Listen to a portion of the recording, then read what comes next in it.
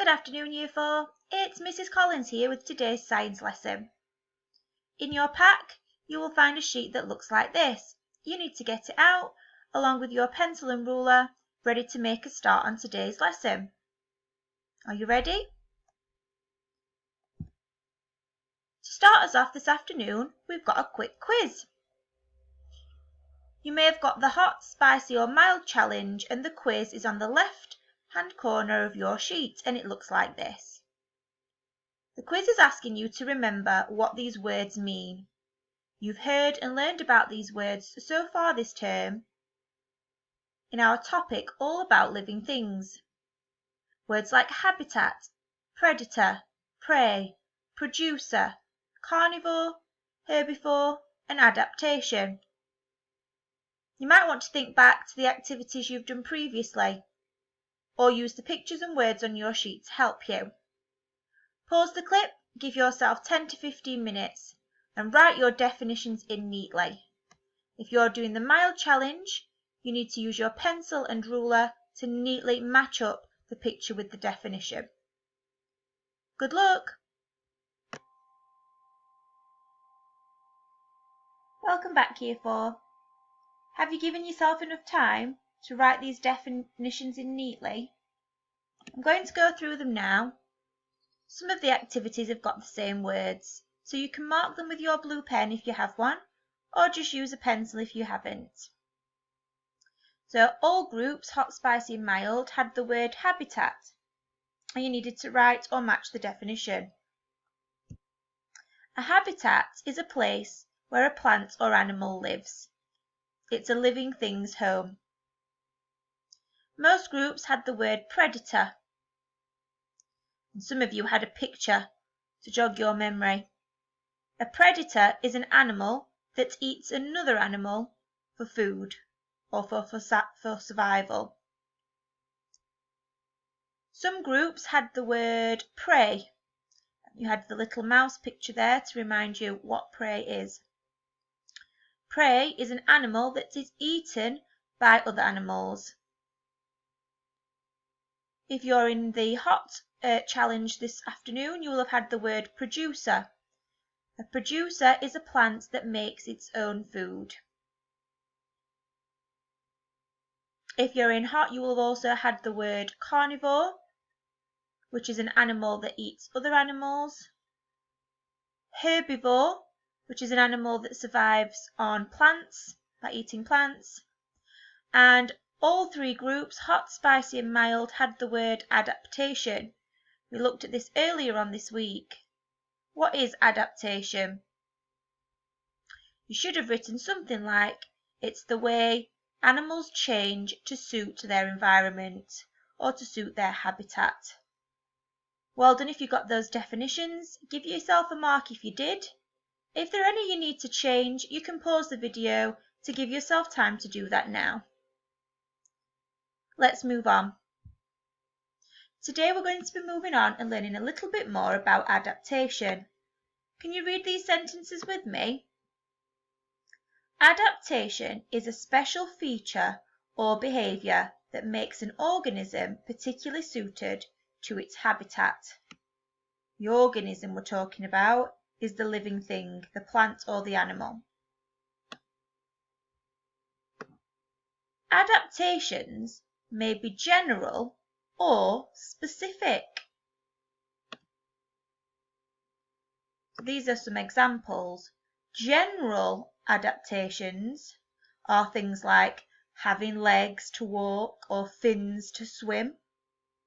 Specific adaptations are really special features so that the animal can survive well in its environment. Let's have a look at an example. Here's a picture of a shark that has the aquatic habitat. How has it survived in this habitat? How has it adapted to suit its environment? Here are some general adaptations. So the shark has a streamlined shape, and this helps it to reduce friction, and it can move through the water, glide really smoothly. The shark has gills, here as you can see, pointed out by the arrow. The gills have a large surface area. That means they take up a lot of space, and that's so oxygen can be extracted from the surrounding water, helping the shark to breathe and survive. The shark also has fins, these things here on its body, and they provide stability. They keep the creature strong, and they give it power and control as it moves through the ocean. These are general adaptations that the shark has to survive in its aquatic environment. It also has some specific things, some real special things that help it stay alive. So it has a really great specialized sense organs that can detect sounds, movements, and electrical fields. So it can sense things that's going around miles away from it to warn it of danger. The shark has a highly sensitive sense of smell. It can detect drops of blood from miles away. Why do you think that will really help it to survive? Remember that sharks are predators, so the smell of blood will tell it that food is somewhere nearby. A shark has lots of very sharp teeth that are constantly replaced. So if it breaks some of its teeth, they just grow back really quickly so that it can eat its next meal. And the shark has a beautiful silver colouring, and this acts as a camouflage so that often its prey doesn't see it coming. So these are specific adaptations, real special things about the shark that help it stay alive. So when you're thinking about creatures later today, I'd like you to think about the general adaptations, the things that help it stay alive, and then the real special, specific features about the animal. To get us started, I'd like us to think about two different, very different habitats where living things live. So we've got the Arctic and the desert. You've got this picture on your worksheet. I'd like you to think of some words, some adjectives to describe both of these habitats. What's it like to live there? Pause the clip, give yourself time to think of 3 adjectives, and press play when you're ready to go through. Welcome back, Year 4. Have you thought of 3 adjectives to describe the Arctic and the desert? I'm looking forward to reading these when you hand your work in. You might have got words like freezing, snowy, spacious when describing the Arctic. You might have used words like boiling, sandy, dry when describing the desert.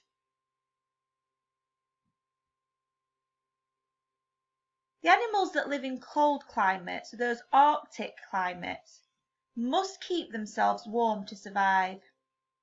You lose body heat through your body surface, mainly your skin. Arctic animals have developed many ways, many adaptations to help them survive in this climate. All of these animals live in the Arctic. What do they have in common? What do you notice about all of them?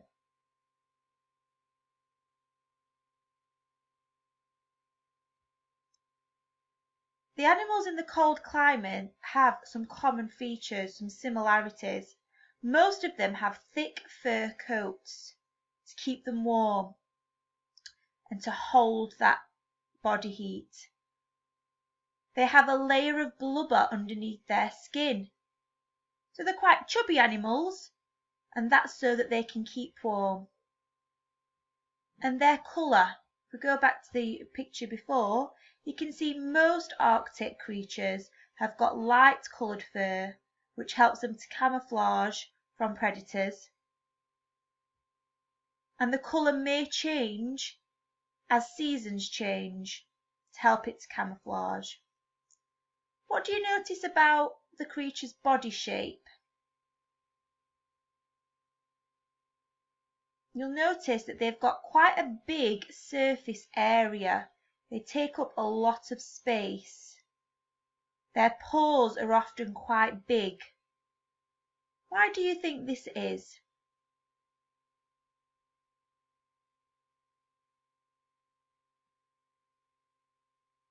The big surface area is because they've got that blubber and that fur helping it to stay warm.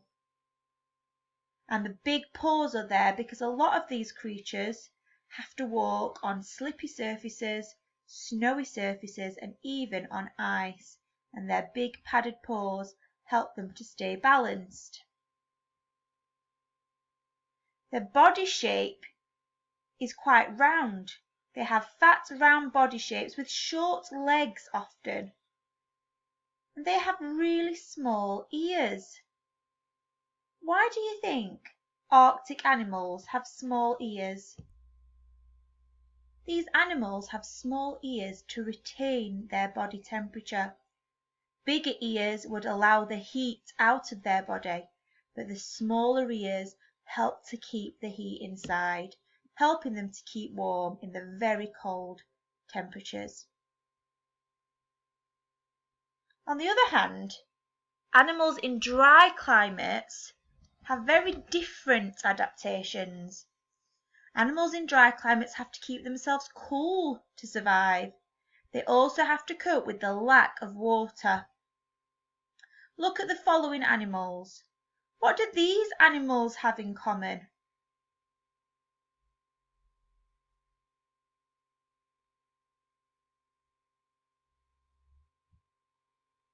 Animals in dry climates have common features like large, thin ears, little body fat, thin, silky fur, long limbs, that's their arms and legs, to help spread the heat. And they often only come out at night. Why do you think that is?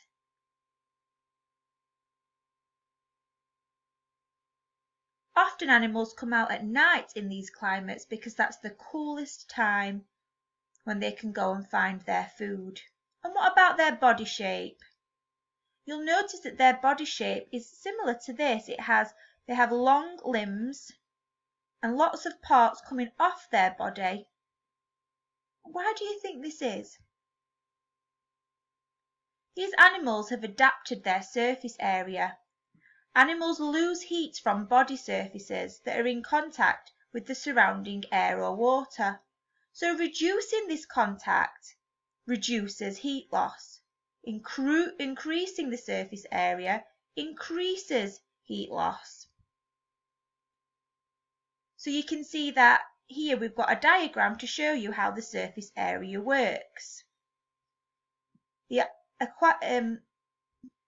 Arctic animals have got this shape. They're all together, so their surface area is together. Whereas the animals that live in the desert are more spread out. Their body shape is more spaced to allow that heat to be removed from their body, keeping them cool. So their surface area is spread more evenly across their body. So on your sheets that you've got in your pack, I've got a challenge for you. I'd like you to have a go at comparing these two animals. We've got the desert fox that lives in a hot, dry environment, and the Arctic fox that lives in a very cold, snowy environment. Can you describe them both? What are they like and why? Tell me, how has the desert fox adapted its body to survive in the desert? And how has the Arctic fox adapted its body to survive in the Arctic? Write in full sentences and use the words on your sheet to help you. If you need any help with this, just drop me an email. Remember to think about the animal's fur, its surface area, its body shape, its ears, and remember everything we've discussed so far today. Good luck with your activity, and I'll see you next week for more science. Bye for now.